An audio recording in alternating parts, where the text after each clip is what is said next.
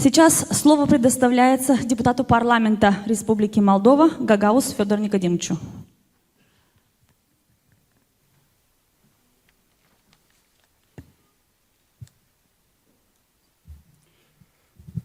Заман хайыр болсын, Павел достлар, уважаемая Ирина Федоровна, дорогие друзья, уважаемые жители Гагаузии и всей нашей страны.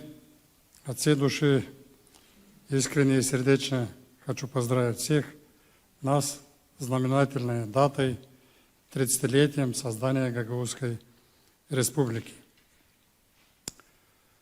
Хочу пожелать нам мудрости, настойчивости и решительности в отстаивании интересов нашего народа и озвучить несколько тезисов, на мой взгляд, созвучных с тематикой нашей конференции. Первый тезис о значимости создания Гагаузской Республики. Для нас, для жителей Гагаузии, дата 19 августа 1990 года, дата однозначная. Для нас это ключевое событие современной истории нашего народа, реализация чаяний многих поколений наших предков о собственной государственности. Для нас также очевидным, что создание Гагаузской Республики повлияло на сохранение независимой страны нашей ее государственности Республики Молдова.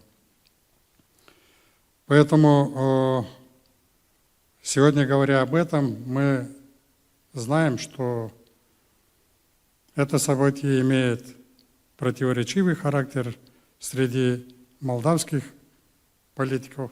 Поэтому дискуссия на эту тему, на мой взгляд, важны для нашего общества, для того, чтобы мы свою историю знали лучше, а для молдавского, чтобы иметь более объективный взгляд на события 30-летней давности.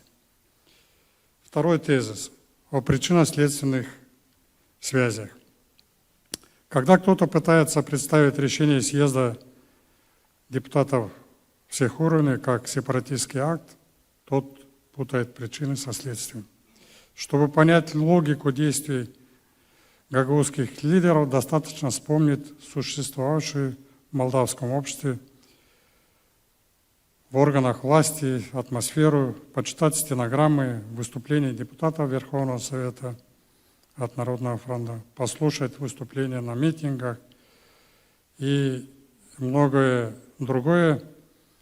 И мы четко восстановим для себя ситуацию и понимание, что на тот момент главная политическая сила в стране, Народный фронт, пыталась быстро присоединить Республику Молдова к соседней Румынии. И в этой ситуации для нас складывалась однозначная картина. Гагаузский народ проявил защитную реакцию на угрозы собственной безопасности.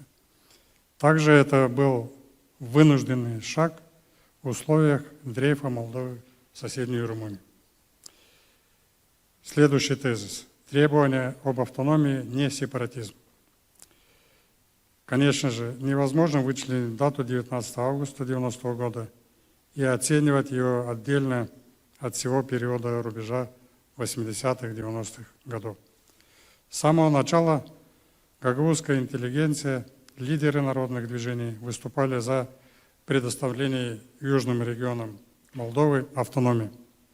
Об этом говорилось на митингах и в Улканеште, и в Чадорлунге, и в Камрате. Об этом говорили и депутаты, наши депутаты в Верховном Совете МССР.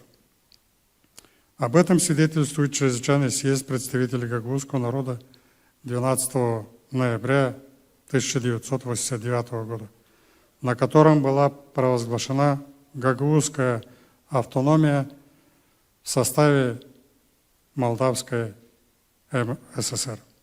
Нигде, ни в одном выступлении не было ни одного призыва к дезинтеграции молдавского общества или страны.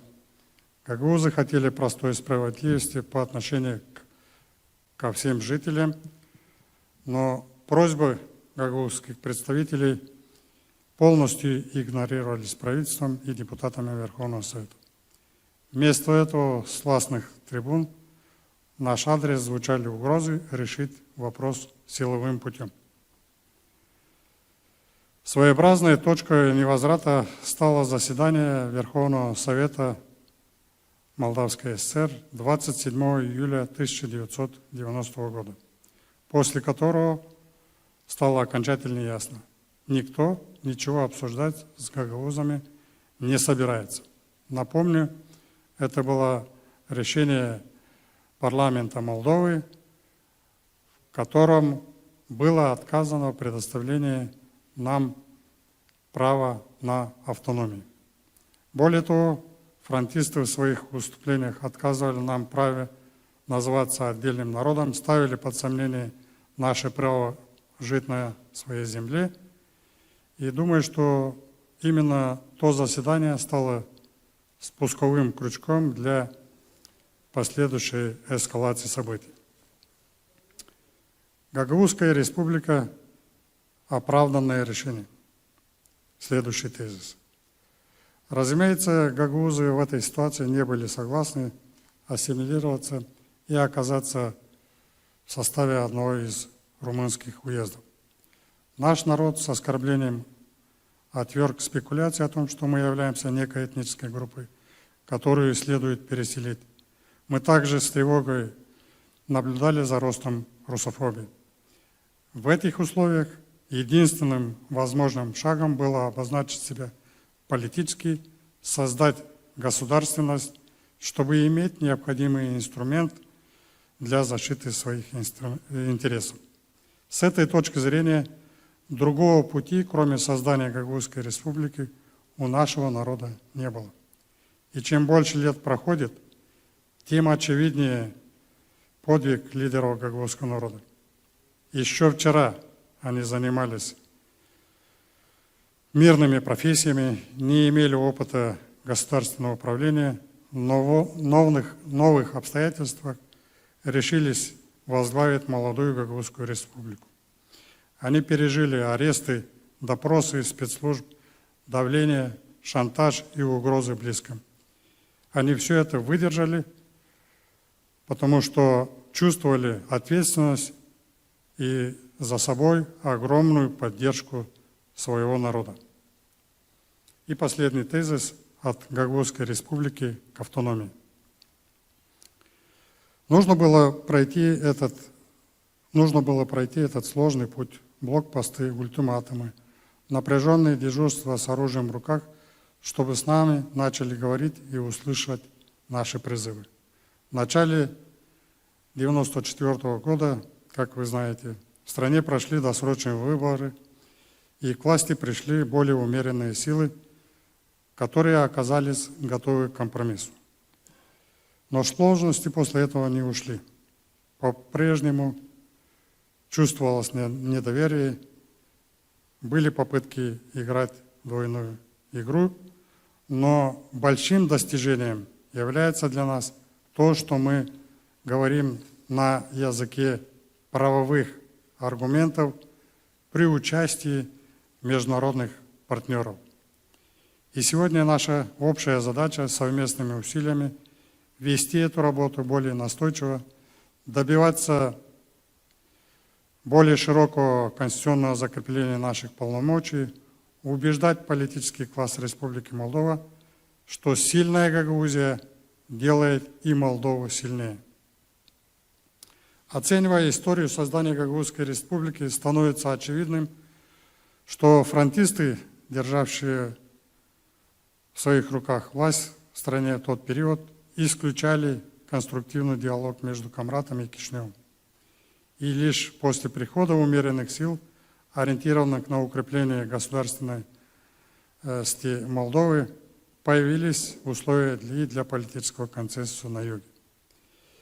Сегодня самая большая фракция в парламенте принадлежит партии, которая нацелена на укрепление молдавской государственности и разделяет чаяние нашего народа. К сожалению, сегодня и, наверное, сложно будет в ближайшее время иметь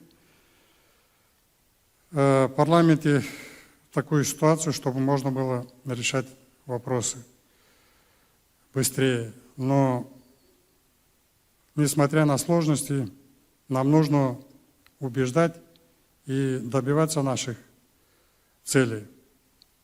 Поэтому мы должны по максимуму использовать политические возможности наших союзников, иметь внутри Гагаузии консолидированную позицию, активно работать с внешними партнерами и международными организациями. И, конечно же, выводы из истории с Гагаузской республики было бы полезным сделать и идейным наследникам фронтистов, которые сегодня есть и в нынешнем парламенте. Если кто-то не извлекает уроков из истории, то история наказывает. Не хотелось бы, чтобы из-за амбиций некоторых деятелей мы вновь допустили раскол. Повторю то, что твердили наши представители со всех кишиневских трибун в тревожные моменты 30-летней давности. Гагаузия связывает свое будущее исключительно с независимой и демократической республикой Молдова. Так было, так будет всегда. С праздником, дорогие друзья.